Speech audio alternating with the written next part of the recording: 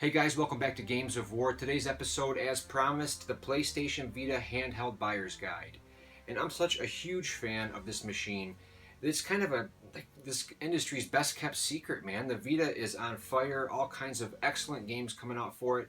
And if you ask the general consensus, the average gamer, if they know what a Vita is, they're going to say, oh, it's got no games, which is completely false. This is an amazing machine that I think in time people will come to understand. I believe that in time this thing will be highly collectible because people are going to come around and see just what great games were available for this machine.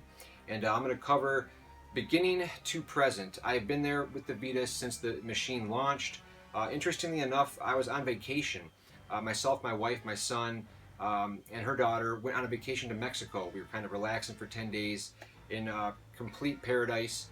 And oddly enough, the PlayStation Vita was launching the day I came back. And I just remember the last 3 days of the vacation kind of counting down. I was trying to enjoy myself and keep myself in the moment of the vacation, but oh shit, 2 more days, 2 more days. And when I got back into the airport, there's little vendors set up at the airport that kind of sell technology, cell phones, whatever, but everything's super high priced, trying to cash in on people that are touching down that might need something in an emergency. And they had PlayStation Vita units there. And at that time, you could only get the 3G model or whatever, so it was like $500 or something, and it was crazy. But I came this close to it was really hard for me not to buy it, but I resisted. I had one pre-ordered, so the next couple days I went and picked up mine. But it was really hard to resist. I'll never forget that vacation, coming home and the PlayStation Vita launching. And it had an amazing launch, some great games at launch. So we're going to go ahead and get started, take a look at what's available, what you should look for, and discuss the system. So thank you guys for watching, and here we go. Alright guys, let's start off and let's get the basics out of the way. What you're looking at before you are two PlayStation Vita models. These are the original models with the 5-inch OLED screen. Now in 2014 they released the PS Vita 2000, I believe it's called. That replaces the OLED screen with the LCD screen. It's got better battery life, it's lighter, some say it's more comfortable in the hand. So you've got a couple different choices. This is no longer manufactured. They don't make the original model anymore. The Slim is still being made. It's $169.99, I believe. If I had to recommend a model, some people might say the new one. They might say that the screen it's not a noticeable degrade in quality unless you're looking at the original and the new one side by side, and it's lighter, better battery life. For me, I'd have to recommend the original model. While the battery life might give you an extra half hour, maybe an hour tops, depending on what you're playing, and it might be a little lighter. To me, nothing is going to beat this OLED screen. The difference to me is immediately evident. I played the new one, and I just kept wishing I was playing the old model. The colors are gorgeous on this screen. It pops to life. The deep contrast ratio, the blacks. There's just no substitute for this amazing quality OLED screen. The LCD just can't compare. So for me, that reason alone is enough to recommend the older model. I won't go over to the new one. I can't do it. Original all the way. There's also PlayStation TV, which gives you the option of playing your Vita games on TV. In theory, it's pretty cool, but some of the games that are built around the Vita's functionality, such as the touchscreen and the back touch panel, some games aren't compatible, so you're not going to be able to get the complete experience, as some games just don't work in the PlayStation TV. This thing started off, I think, $90 or something.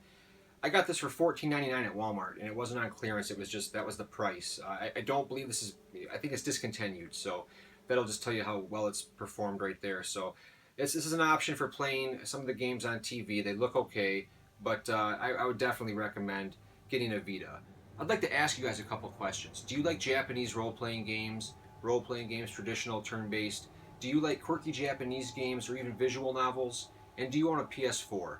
Now, if you've answered yes to any of these questions, then I can't recommend a PlayStation Vita enough. This system has got you covered for the quirky, crazy off-the-wall Japanese games, RPGs, and it is remote play compatible. Every game has to be usable with remote play, which means you can play any PlayStation 4 game on the Vita. And I don't think people really give that feature enough credit. Playing any PlayStation 4 game on the Vita is truly, for me, it fits my lifestyle really easy because I don't always feel like sitting down behind the TV and, I can let the wife watch Netflix while I'm playing a PlayStation 4 game. She can be watching something else on TV, and it looks beautiful on the PS Vita. So the remote play is a brilliant function. Now, as far as the PlayStation Store, there's all kinds of great games that can be played in this thing for dirt cheap. There's always sales going on.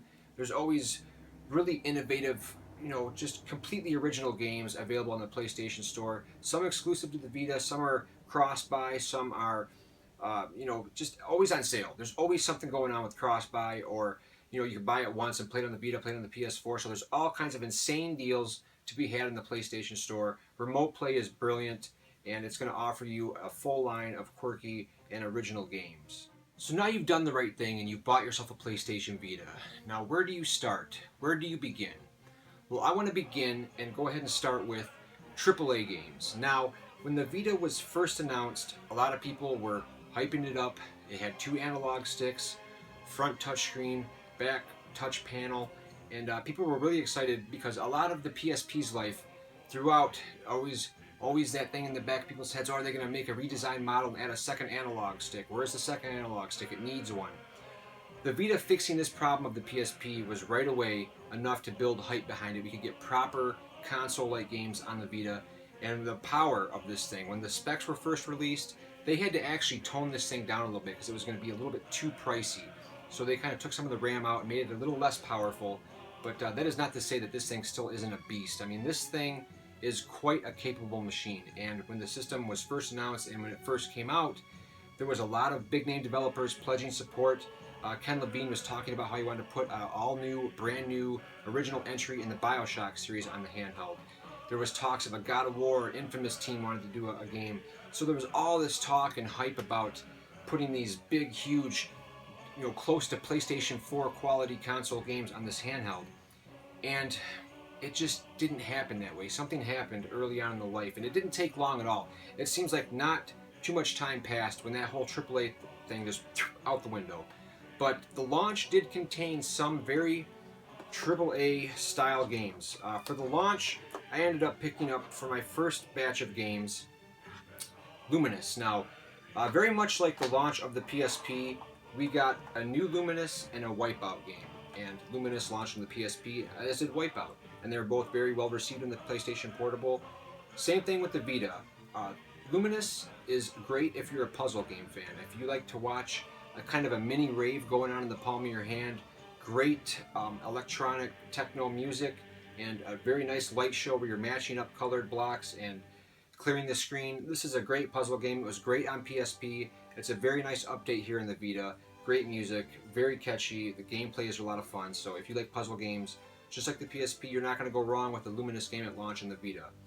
Now, Wipeout is a really breathtaking game on the Vita. This was a launch game. It ran buttery smooth. The graphics were just insane. The racing, smooth, fast, fun. Wipeout has always been a great futuristic racing series. And just like the PSP as well, launching with the Wipeout game, this is 2048. You can't go wrong with this one. At launch, it was amazing. It still is a lot of fun.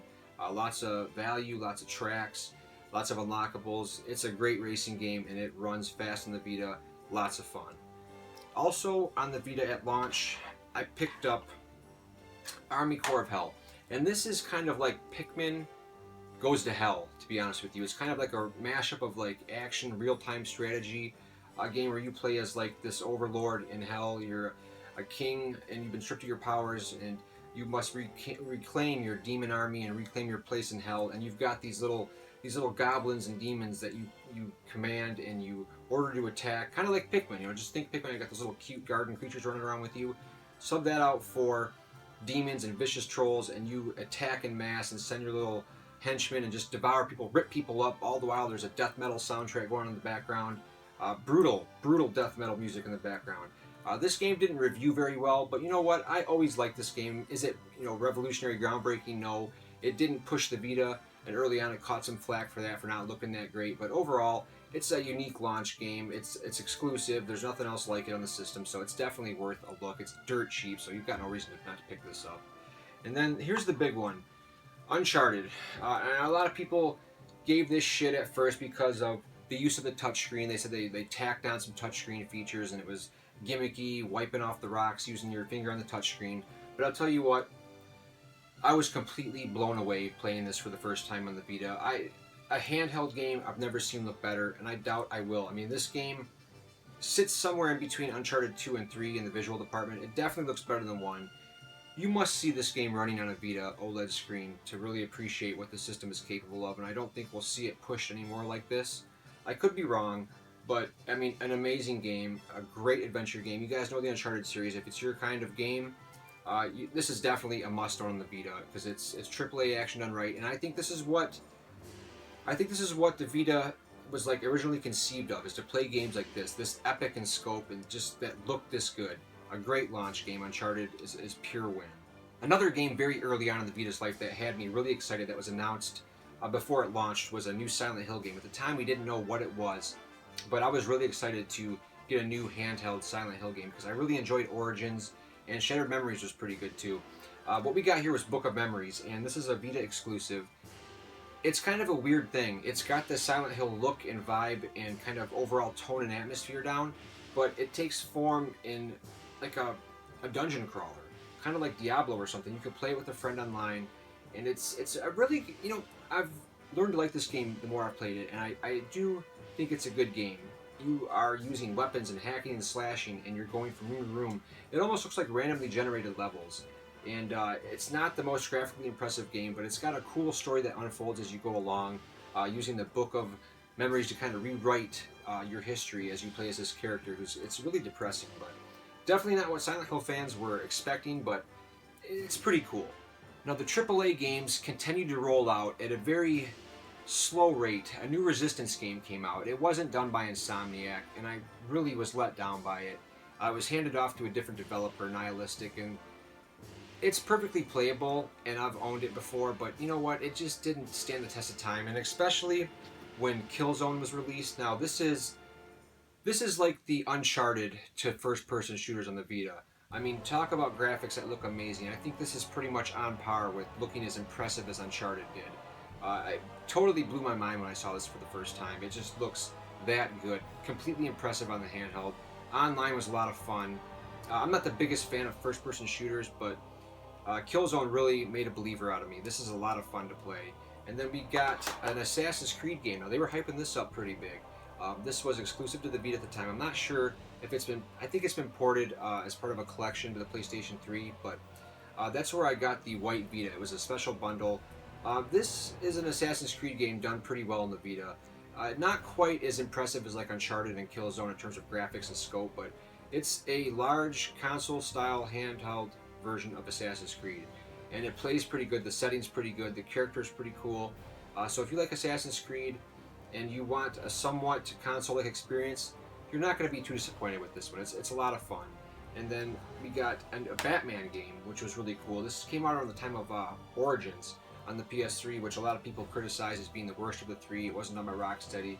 But this is Batman with a kind of Metroidvania-style skin where it's kind of 2.5D, and you go through these environments and unlock different areas as you come back with new abilities. I really enjoyed this game. It retains the combat system from the console games. It's the brilliant system of combos and then using the triangle button for your reversals. It's just as smooth as the console versions in terms of combat. A lot of fun. I think this Batman game works very well with the 2.5D Metroidvania style. This is one of the cool AAA-ish kind of console games on the Vita. A very good game. Now, it was around this time that the AAA experiences kind of started dying off on the Vita. The ones that were being made didn't sell all that well, and it didn't sell well enough, certainly, to cover the costs. You got to think that these AAA games, they cost so much money to develop, and so much resources and time is poured into the development of making these games look that good. And when the games aren't selling what they need to break even or make a profit, interest just goes shoop. And I think that Ken Levine really did want to make a BioShock game for the Vita. He really wanted to make an awesome new entry, originally set in Rapture possibly, and make it exclusive to the Vita and really show the world what this handheld could do. But when he saw sales of Uncharted or maybe Killzone not doing as well as they expected, people just gave up on it. And we got a couple of great games here. These were exclusive at the time to the Vita. They've both since gone on in the form of HD remasters on the PlayStation 4. And what's really disappointing is Gravity Rush started off as a Vita exclusive, and now they're making a sequel because this game did do very well and introduced us to Kat, who's a really cool character. Kat is really likable in this game. She's cool. Bad thing is, the sequel's going to PS4. It's like, the game started off on the Vita. the Vita made Kat what she is. It started off her life, and now they just kind of said, you know what, we're going to give the PlayStation 4 the remaster, and the sequel's going straight to PlayStation 4, not the Vita at all. So, you know, Gravity Rush at the time was a great game, and it kind of gave people hope, like, oh my god, you know, this is a great exclusive, a great new IP, and it's all on the Vita. Holy shit, you know, this could be what the system needs to kind of, you know, give it that credibility and start getting new characters and new franchises. A great game, kind of a superhero-ish kind of game where you have the powers of gravity. You can manipulate gravity. You can launch up into the air, float, and, you know, fly across the city and do cool combos and beat people up. And the story's pretty cool. You collect gems and level up. So it's a superhero game done right with a really interesting lead character. Kat is an instant PlayStation classic character. I fell in love with her during the game. Just sad to see that, number one, the game got a remaster on PS4, which is cool. I'm fine with that. More people get to play it. But I'm not cool with the sequel kind of just, you know, shunning the Vita and going straight to PS4. I would love to continue Kat on the Vita because that's where she was born. Tearaway is a great exclusive from Media Molecule, the guys that made Little Big Planet. And talk about a game that kind of uses every facet of the PS Vita to its fullest. It's this game here. You're going to be using the front touchscreen, the back trackpad, in non-gimmicky ways. It felt natural. It felt comfortable using these features. And Tearaway is a platformer where the entire world is crafted out of like paper and paper mache, and you can really feel it in the world. It's almost like, you know, you take your finger and poke, you know, touch the back trackpad, and you see a thumb poke up through the screen and manipulate the environment and change different things and solve puzzles by manipulating the environment using your fingers on the touchscreen and back trackpad. Very charming, very enjoyable. I got hooked on this game. I had to platinum it, finished it, absolutely loved it. I don't know if we're getting a sequel or not. I haven't read up, but I know we did get the Tearaway Unfolded, which is like an upgraded version with more content on the PS4 once again. So there's another exclusive lost to the PS4. Now, if you're a fan of platformers, cartoonish action games, 2D games, on the PlayStation Store you're going to find just a ton of killer 2D games on the Vita. Guacamelee I played. There's lots of cool point and clicks that have been remastered, like Grim Fandango, Day of the Tentacle. A lot of stuff available on PS3, PS4, and PS Vita. There's some exclusive Vita games, but tons of platformers. In terms of physical releases, we got an excellent new entry in the Little Big Planet series. And a lot of people, I've heard fans call this the best Little Big Planet ever. It's very intuitive. I'm not sure. I'm not the biggest Little Big Planet fan, but I'll tell you what, I played all the games, and I really did dig this on the Vita. It just seems like the touchscreen and the back touchpad were really well suited for, you know, going through the interface and using the tools to play Little Big Planet. And the level creator, it's all very intuitive, using the Vita just to kind of simply touch instead of using buttons on the controller. It's very intuitive. This game looks amazing on the Vita. The level design is some of the best in the series, so, you know, it just might be the best Little Big Planet game ever made. Really enjoyable game, very charming. So here's a great platformer. The Rayman games made an appearance on the Vita as well. There's Rayman Origins and Legends. These happen to be my favorite ports of the game simply due to the touchscreen being really easy to collect the lums. It looks just as amazing as the console versions, and this is a very good looking game as is. On the OLED screen, just pops right to life. Very stunning visual 2D platformers represented here beautifully on the Vita. And there's a bunch of collections available that were also on the PS3. This is the Sly Cooper collection. Unfortunately, this was done by San Zero Games, who actually worked on the newest entry in the Sly Cooper series. From what I've read, the Jak and Dexter trilogy on the Vita, it's really kind of a sloppy port. I think there's like Slowdown or something. I'm not sure who did the port of that, but I read in some reviews to stay away because there's some problems with the frame rate and other issues. So unfortunately, I have that one on the PS3, but there's a Ratchet and Clank trilogy available as well that's available digitally. We didn't get a physical version due to some bugs I heard, so maybe not the most tender loving care has been put into these ports, but definitely I can recommend the Sly Cooper trilogy of games. They're excellent platformers as is, and they're available on the Vita. Before we move on to the RPG and visual novel genres, and I've got some laid out here in front of you, I want to discuss a few action games in the Vita that are definitely worth your time if you're a fan of the Monster Hunter style kind of games, which I'm a huge fan of.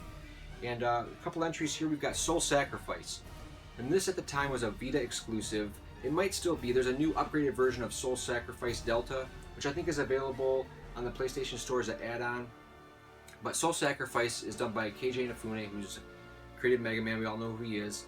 It's a really cool action RPG-ish kind of game, like Monster Hunter, where you can hunt these awesome enemies. You've got this book that's very vocal and very cool to talk to, and it's got this awesome story, which is kind of missing in some of the Monster Hunter games.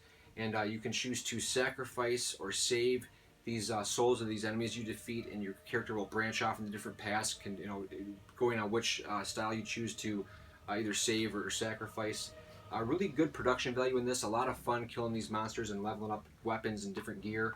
Tukuden Kwami, which is another great Monster Hunter style game done by Koei Tecmo. This is Kwami. This is kind of like Soul Sacrifice Delta.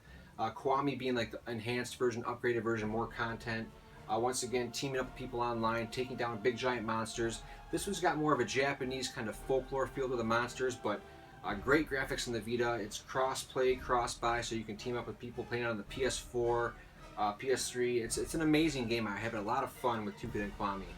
And then there's also Freedom Wars, which is another online game where you team up and take down enemies. Not necessarily as Monster Hunter-ish as the other ones, but Freedom Wars has dropped in price real quick. This was getting really good reviews in Japan. They were really hyping it up over here.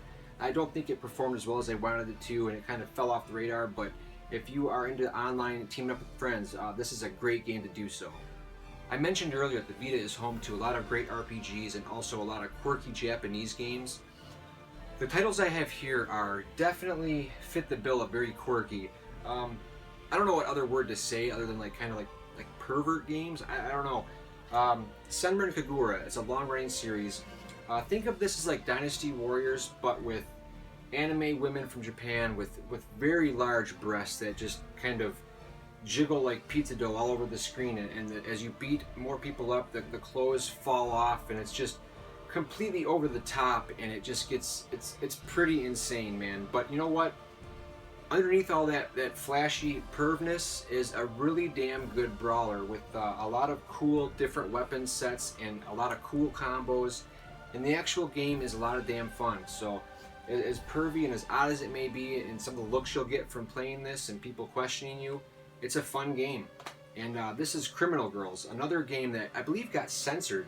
This is an action RPG where you're playing through the levels of hell, playing as these different girls, and some of the scenes in this have you kind of like spanking them and rubbing these girls with the touchscreen and touchpad. It's very Japanesey, but the Vita is home to a lot of offbeat, very Japanese, pervish kind of games like this, and I'm not talking down upon it in any way. There's no other word to describe it. Next is Akiba Strip, Undead and Undressed. And as the title says, this has to do with clothes falling off as you beat people up. But this game is actually pretty story-driven, and it's actually fully voice-acted in English. So it's got a pretty good story that you can actually follow along, and it's about vampires that are called synthesters that are taking over Akiba, and you've got to kind of go out in the city and equip different items and get different weapons and beat the crap out of these people. The battle system is a little sloppy. It's kind of like a light man's Yakuza, but I really enjoyed the story. It's over the top. The clothes fly off. But I really dug the story and voice acting in this, and it kept me coming back for more, oddly enough. The battle system, although a little sloppy, still really cool, and really cool to see Akiba detailed down in this little game world. I really liked this game. I finished it, and I went back and played through it again, because there's lots of trophies to get, and lots of cool outfits and weapons to unlock. So the Vita's definitely got you covered with the quirkiness. Dungeon Travelers 2 is a first-person dungeon crawler, and all the monsters in this game, you know, a dungeon crawler, you usually think you're walking through a dungeon, all of a sudden a monster appears. It's a big, ugly monster, disgusting. This game replaces that with like beautiful, scantily clad women, as the monsters. So it's very unique. It's very cool to see these gorgeous women. This is kind of a bit more tastefully done, I want to say. Just beautiful women that you're fighting instead of monsters. It's pretty brilliant. It's done by a very reputable RPG development company, and it's a very solid game. So if you're into these very quirky, nudie Japanese games, and the Vita has definitely got you covered. There's a ton of stuff coming out in the future, a ton of stuff in the works, all kinds of cool, outrageous limited editions, and tons of stuff on the PlayStation Store for you to consume, mature gamers. Role-playing games, one of my favorite genres, if not my favorite genre in existence. It's represented beautifully on the PlayStation Vita, and this video exists to help you kind of wade through the complex territory that is the JRPG landscape on the Vita. Starting things off, if you're a fan of Persona 4, One of the best RPGs on the system is an upgraded version of that game. This is Persona 4 Golden. Very much worth another playthrough if you haven't played the original, or if you have. It's different enough, it looks beautiful, and it definitely warrants another playthrough. One of the best JRPGs on the system and the planet. Awesome social links and a great storyline. Very much in the mystery and cliffhanger-ish kind of. There's a murders going on in school, and just a crazy game made that much better in the Vita. And we also got a really cool spin-off. This is Persona 4 Golden Dancing All Night. And actually Persona 4 Dancing All Night. And this is just a combination of the RPG elements, voice acting, top-notch story production values, mixed with a music rhythm game. So it's kind of a little spin-off to Persona 4, and it has the same characters, and it has just got that certain something about it that makes it very special. A great game, a great mashup of two genres. Fans of action RPGs, there's no finer developer, in my opinion, than Vanillaware. You can spot a Vanillaware game a mile away due to its beautiful 2D visuals, the art style, everything is hand-drawn. Muramasa is a upgraded version of the original Wii release, and this is an action RPG set in Japan, kind of the feudal times, but a strong, like a folklore-ish kind of vibe. One of the things in this game, by the way, this is the special edition. This is the Blessing of Amitabha Collector's Edition. It comes with some cool stuff. It's got the soundtrack, a lithograph, a velvet pouch, a face skin, face cover, just a beautiful package. And this game is one of the best looking games on the Vita. Action RPG through and through. The combat is fast, it's flashy. The combos are amazing to pull off. It's got a great system where you kind of hover in the air and dash through the air and attack. You're going to be fighting amazing looking bosses in this, all based on like kind of feudal folklore Japan monsters, and the art style in this just has to be seen to be believed. It really pops off that OLED screen. Completely amazing looking. One of the highlights in this game was moving out of the new area and just seeing, each new area of the game is so distinct and so different from the last. Just a visual powerhouse. This is a great action RPG. In my opinion, much better than the Wii version. I like the controls better. The HD graphics are better. Overall, just an amazing 2D action RPG. And they gave us a couple more. We got Dragon's Crown. This came out on the PS3 and the Vita.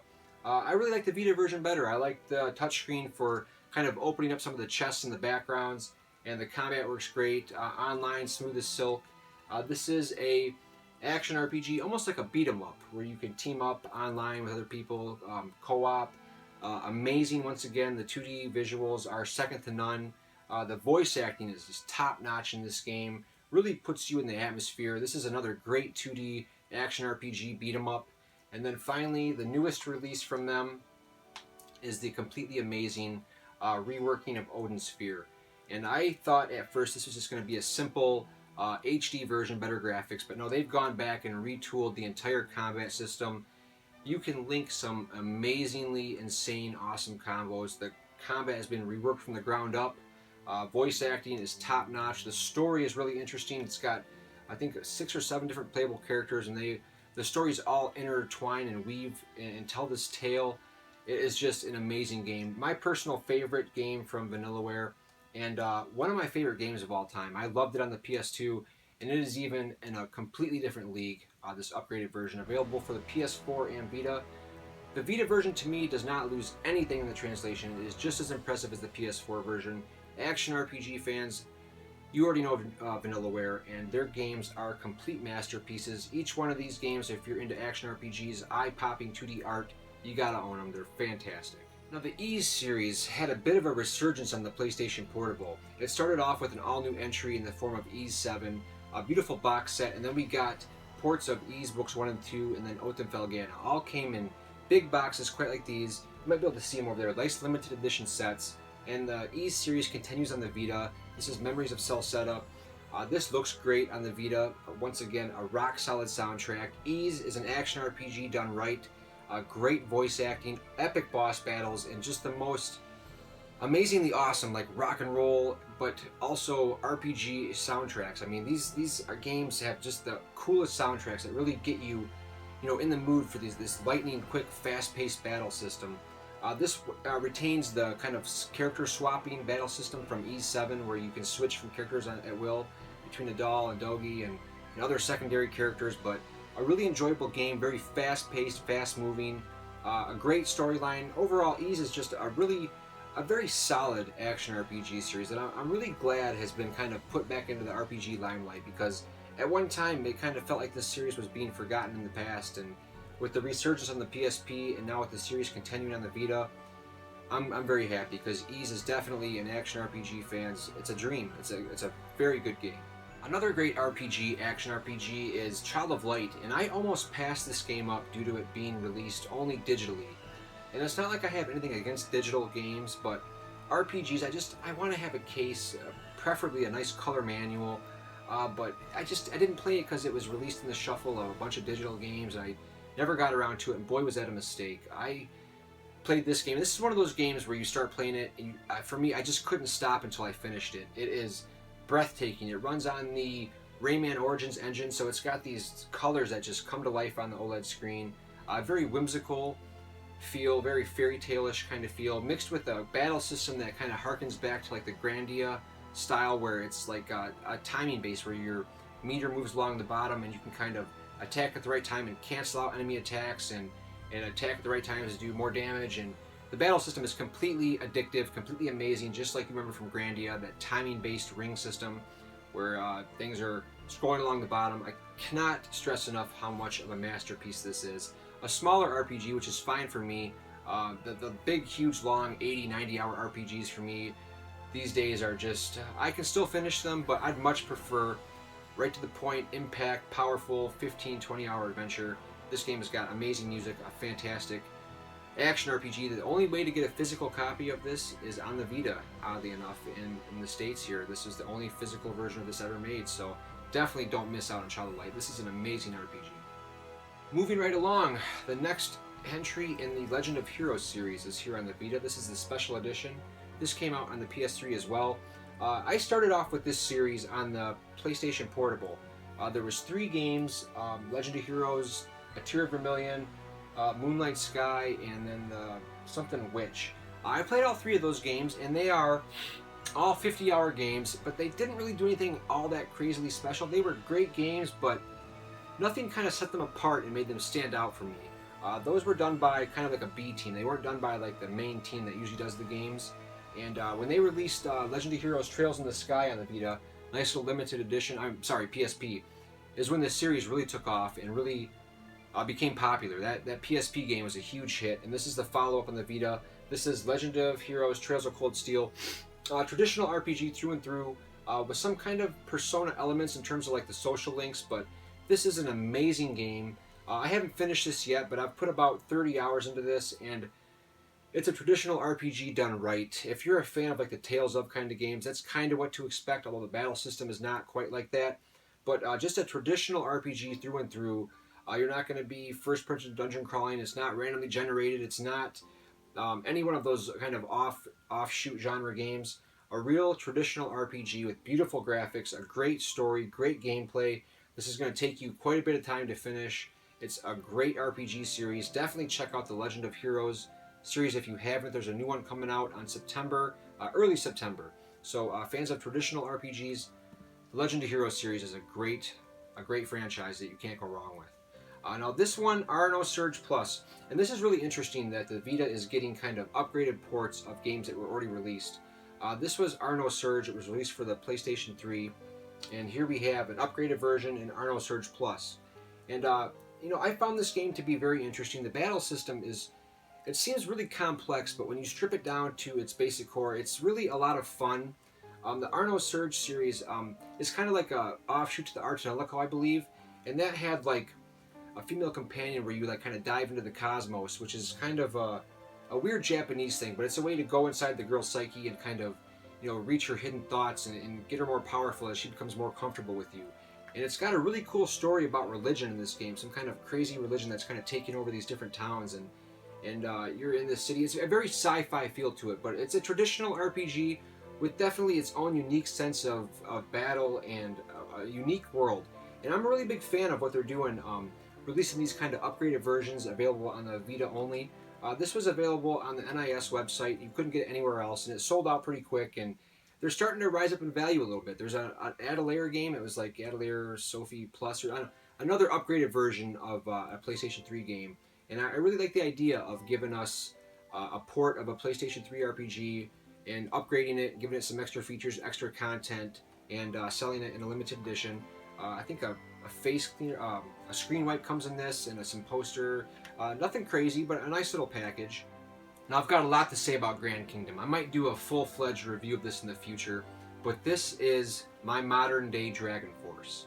And if you have played Dragon Force by Working Designs on the Sega Saturn, you kind of know what to expect. This is a massive game focused purely on combat and battles and waging war. You choose one of 4 factions, and these factions are all at war. And there is online play, there's single player play where you can kind of team up with different factions and go to war. You sign contracts and treaties, and you go to war and try to reclaim this map, try to reclaim different kingdoms, overtake kingdoms, go to war, claim territories. The battle system is tons of fun in this. It's not very much story based, although there is some story. The main focus of this is the combat, and you form a guild of mercenaries, and you can unlock different attacks as you get more powerful, and you assign these different attacks to different face buttons. So it's kind of like almost like God Hand in a sense for the PS2, where you assign different attacks to different face buttons, and from there you can kind of chain together your own custom combos. You can cancel out attacks. You can use archers, you can use sword slingers, axe wielders. It's an amazing RPG with a ton of depth. This is the Grand Kingdom Grand Edition, which was only available on the NIS website. It comes with some real quality extras, some beautiful giant, like almost like cloth fabric posters. It's a real nice material, a real nice cloth map, some really cool guild buttons, a beautiful soundtrack. And that's another thing I want to mention about these RPGs in the Vita. They offer all kinds of really cool exclusive limited edition contents. A lot of them you can only get by pre-ordering from the NIS store, maybe Squaresoft store, but there are a lot of cool limited edition games that come out for the Vita. And a lot of times, I've gotten to the point where I really don't need any more like big statues taking up room in the room, but stuff like this where it gives you like art books and insight into the development of the game, and really cool authentic looking maps, and just really cool. The guild badges are awesome because you see these guild logos so much in this game. It's really cool to own like a little piece of history of the game, and I'm all for these amazing. I mean, this special edition has so much stuff. It has 2 boxes full of goodies, and it's just stuff like this I like owning. So if you like RPGs and you like these limited editions like this where they actually have stuff worth owning, the Vita's always coming out with something new and some cool special edition that you can get from stores and exclusive content. So it's definitely a collector's system for sure.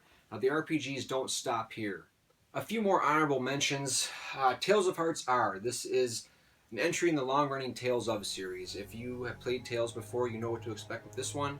The only thing is, this one is subtitled. There's no English dub, so you're going to have to do some reading and listen to the Japanese voice acting, but otherwise, a really good game. Not near the top of the list in terms of my personal favorites, but a very well done game. The story is great. The combat system is, once again, top of the class. I'm such a huge fan of the Tales of battle systems. The game looks great. It's a very good Tales of game. I'm glad we had it. Very limited release, only available at GameStop, I believe, on the Vita. So get one of these before it becomes hard to find later on, maybe years from now, but I imagine someday it will.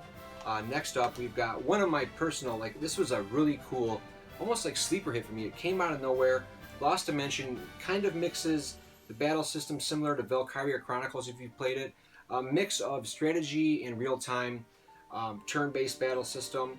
Very strategic, very fun. The characters are really cool, but the hook of this game is the storyline, which I found really intense. You are fighting an enemy known as the End, where he's grouped all these people together, and it says that there is a traitor amongst your party, and that each time you go up floors in this place you're in, you're going to have to kill one of your own members off. So each time you advance, a party member must be killed, whether you know he's a traitor or not. And it gets like cutthroat shit having to kill one of your party members. You've just gone through a bunch of chaotic battles where you've depended on these people, and now you must kill one off.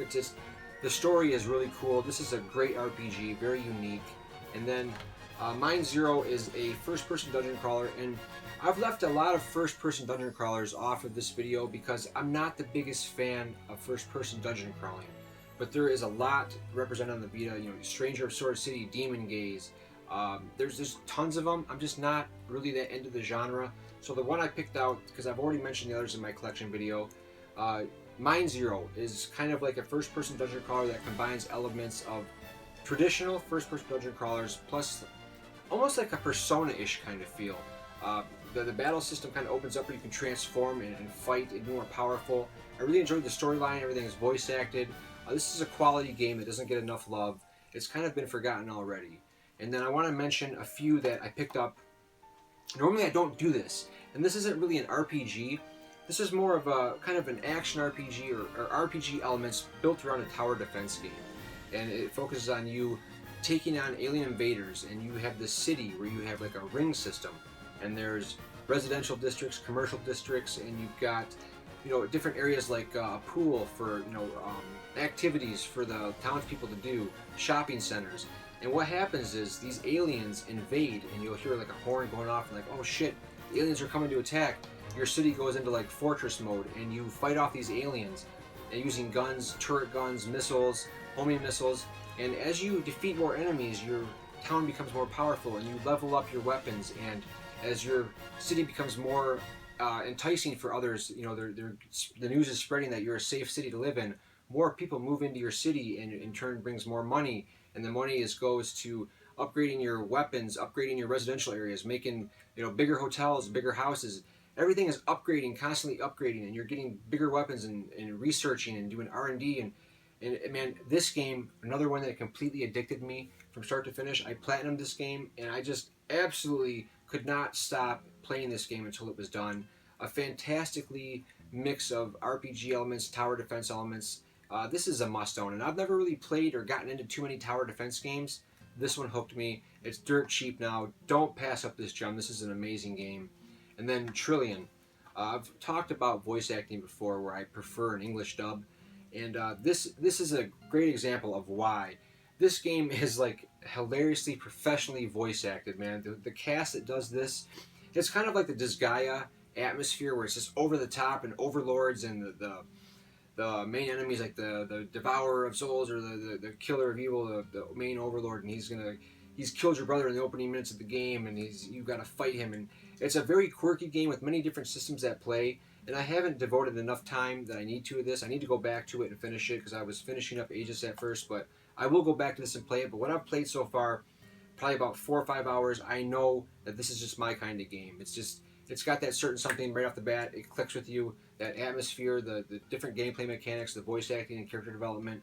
A great quirky RPG, and I can recommend this. Normally, I don't like to recommend games that I haven't at least finished or damn near close, but I think this was already dropped in clearance to I think $10 or something. So definitely check out Trillion for something different. Moving on to a genre that I fell in love with on the DS with the advent of the Phoenix Wright series. My first experience is like visual novels, point-and-click style gameplay. This genre is represented beautifully on the Vita. A lot of great choices to pick from. First up is the Danganronpa series. Trigger Happy Havoc was the first one.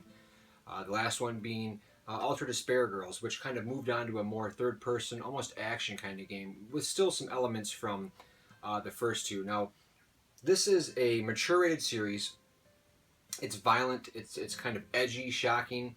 The first one came out and took me by surprise. It kind of mixes the courtroom antics of Phoenix Wright, but just out of the courtroom, playing as students. You've been selected as a student to attend Hope's Peak Academy, and it's kind of one of those things where you're just a regular, everyday kid, and this school is filled with like the best of the best, the ultimate baseball star, the ultimate track star, the ultimate fashionista, the ultimate biker gang guy, and it's like you're in this school and shit goes wrong immediately, and all of a sudden people start dying, and you are forced to solve these murders on your own amongst yourselves. And I'm not going to spoil much, but this is graphic novel exploration, clue solving, brutal gameplay at times, edgy. This series has got it all. If there's one visual novel style series, well, there's two series that I believe, in my opinion, are must-owns that really push the envelope in terms of a visual graphic style adventure. The Danganronpa series simply must not be missed. These are amazing games. They will keep you riveted to your handheld. These are some of the best that I've played, and reason enough to own a Vita. Danganronpa series must own for sure. The second series that I feel really pushes the boundaries of what visual novels can be. This originated, I have the original on the DS in the form of 999, 9 Hours, 9 Persons, 9 Doors, a graphic novel that was almost like the equivalent of mixing a graphic novel with the movie Saw, where you're going to be put in these escape scenarios and you have got to puzzle solve your way out of near-death experiences. Unfortunately, 999 isn't released on the Vita, but the second follow-up, Virtue's Last Reward, and the third, The Zero Time Dilemma, are, I think, the better versions. They look better. I prefer the touchscreen over the kind of stylus gameplay, but mostly for the graphics. These look amazing. These games are going to test your wits. They're going to take you and introduce you to these characters, and you're going to get close to these characters, and you're going to feel like you know them, and you're going to be put in these scenarios where you must solve puzzles to save your life. You're literally going to be solving puzzles to save your life. There's twists and turns. There's story branching. Old friends return. So I guess you got to play 999 kind of to really enjoy this one to the fullest, but this is one of those series where, I mean, it's a decision game. It's a matter of life and death. It's really edge of your seat stuff. This cannot come more highly recommended from me, from GamezOfWar, your pal. The Danganronpa series and the Zero Time 999 series. It's just completely amazing. Fans of visual novels, graphic novels will not find a better experience, in my opinion. Adult, edgy, nerve-wracking, just amazing games. I can't praise them enough. Tokyo Twilight Ghost Hunters. This game's got a sequel coming out here pretty soon, and this is kind of a supernatural game that mixes graphic novel elements with kind of a sense system. And the battle system is really obtuse in this. You really don't feel like you have a control of what you're doing, but this is for fans of something that's kind of completely out there. I haven't played anything quite like this, but the visual elements really pulled me into this. The graphical style is amazing. The story is setting. The characters themselves. A very oddly unique game that I don't feel like I have a sharpened hold on anything that it does, but it kind of puts it all together in an oddly compelling package. There's a new one coming out. This is definitely a one-of-a-kind game. Straight up visual novels. I'm talking, the Vita might as well be a book you're holding in your hand with animated pictures and still scenes and decision-making, and the story can change based on decisions you make. We've got Code Realized Guardian, which is kind of a love story disguised as you playing a woman who has been told all her life that she is a monster.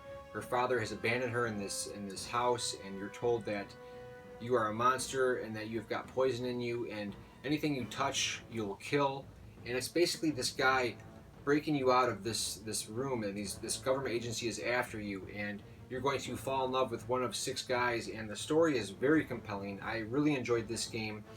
The different characters all come to life beautifully on the screen.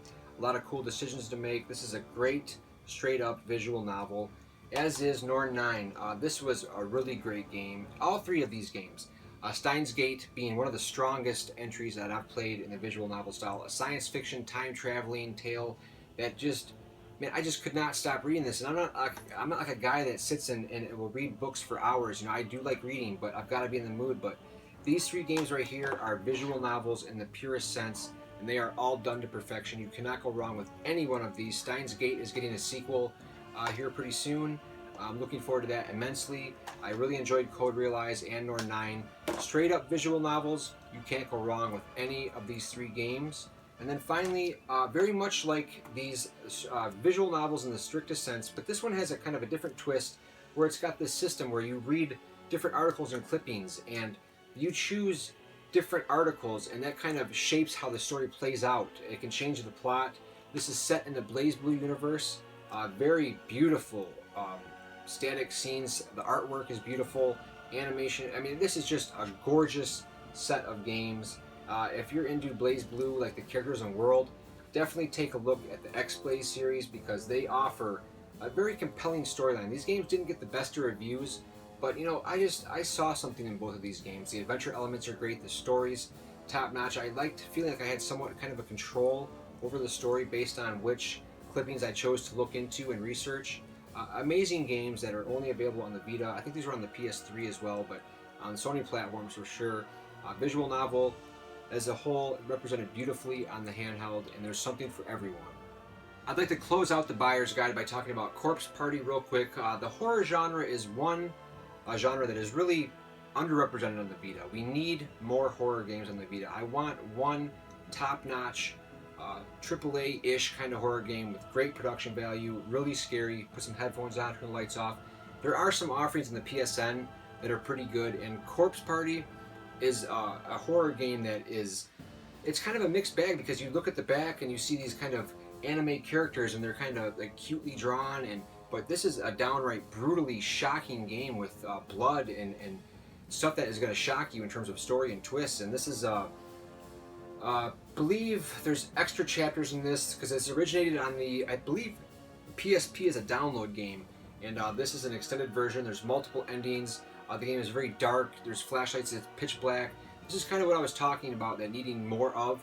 But this is definitely a step in the right direction. I absolutely love the Corpse Party games. There's a new one coming out on the 3DS here in the future. So I'd like to see more horror on the PlayStation Vita for sure.